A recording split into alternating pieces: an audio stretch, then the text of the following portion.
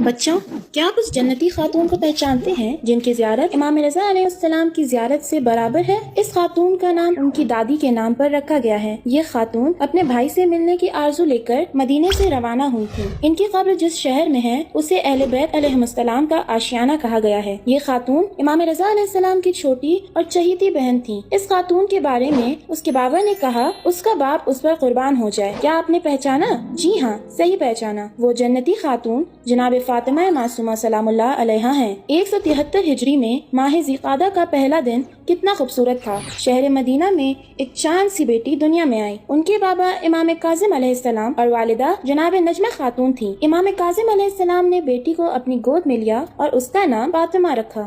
دائیں کان میں اذان دی اور بائیں کان میں اقامت کہی۔ حضرت فاطمہ سلام اللہ علیہا امام رضا علیہ السلام کی چھوٹی بہن تھی۔ امام رضا علیہ السلام اپنی بہن سے بہت محبت کرتے تھے۔ امام کاظم علیہ السلام کی شہادت کے بعد امام رضا علیہ السلام نے ایک باپ کی طرح اپنی بہن کی پرورش کی۔ امام رضا علیہ السلام نے ان کا لقب معصومہ رکھا۔ اسی وجہ سے ان کو فاطمہ معصومہ سلام اللہ علیہا کہتے ہیں۔ حضرت فاطمہ معصومہ سلام اللہ علیہا نے بچپنے میں اپنے بھائی امام رضا علیہ السلام سے بہت کچھ سیکھا۔ آپ مدینے کی عورتوں کو پڑھاتی تھیں اور ان کے سوالوں کے جواب دیتی تھیں۔ 201 ہجری میں ایک ایسی گھڑی آئی جب ظالم بادشاہ مامون نے حکم دیا کہ امام رضا علیہ السلام کو مدینے سے خراسان لایا جائے۔ اس وقت سب کا دل بیٹھ گیا، سب غمگین ہو گئے۔ حضرت فاطمہ معصومہ سلام اللہ علیہا بہت روئیں۔ انہوں نے 10 برس کی عمر میں اپنے بابا کو کھو دیا تھا۔ اپنے بھائی سے دوری کے غم نے ان کے غموں میں اور اضافہ کر دیا تھا۔ امام رضا علیہ السلام کو مدینہ چھوڑے ہوئے 1 سال گزر گیا تھا۔ جناب فاطمہ معصومہ سلام اللہ علیہا رات دن اپنے بھائی کو یاد کرتی تھی۔ آپ نے اپنے بھائی سے خراسان جا کر ملنے کا ارادہ کیا۔ قافلہ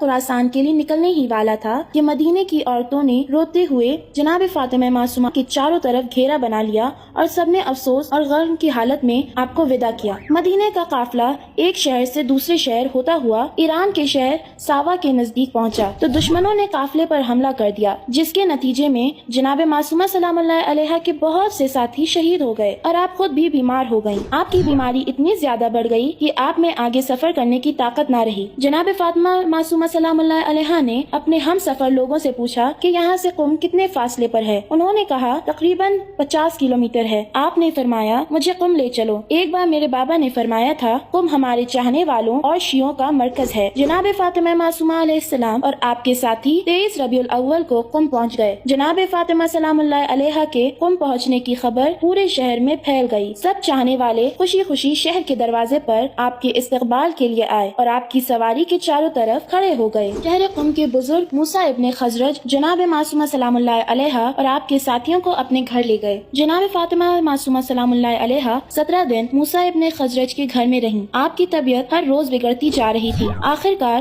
آپ بھائی سے ملاقات کی تمنا دل میں لیے ہوئے 10 ربیع الثانی کو اس دنیا سے رخصت ہو گئیں۔ کیا عجیب مشابہت ہے جناب فاطمہ سلام اللہ علیہا اور حضرت فاطمہ زہرا سلام اللہ علیہا میں کہ وہ بھی بھری جوانی میں شہید ہوئی اور جناب معصومہ سلام اللہ علیہا بھی جوانی میں ہی اس دنیا سے گئیں۔ قم کے نہر کنارے موسیٰ ابن خزرج کا خوبصورت اور ہرا بھرا باغ تھا۔ انہوں نے حکم دیا کہ جناب فاطمہ معصومہ کو ان کے باغ میں دفن کریں۔ انہوں نے اپنا یہ باغ حضرت فاطمہ معصومہ کے مزار کے نام کر دیا۔ کچھ زمانے بعد وہاں حضرت معصومہ کا عالی شان حرم بنایا گیا۔ شیعہ حضرات وہاں زیارت کرنے جاتے ہیں۔ امام رضا علیہ السلام نے فرمایا ہے جو بھی حضرت معصومہ کی زیارت کرے گا وہ جنت میں جائے گا۔ ہمیں جناب معصومہ کی زندگی سے یہ سبق ملتا ہے کہ ہمیں اپنے گھر میں محبت پیار سے رہنا چاہیے، جیسے امام رضا علیہ السلام نے اپنی بہن کا خیال رکھا اور ایک باپ کی طرح ان کی پرورش کی۔ ہمیشہ اللہ کو یاد رکھنا چاہیے اور اس کی عبادت کرنی چاہیے جیسے حضرت معصومہ نے کی۔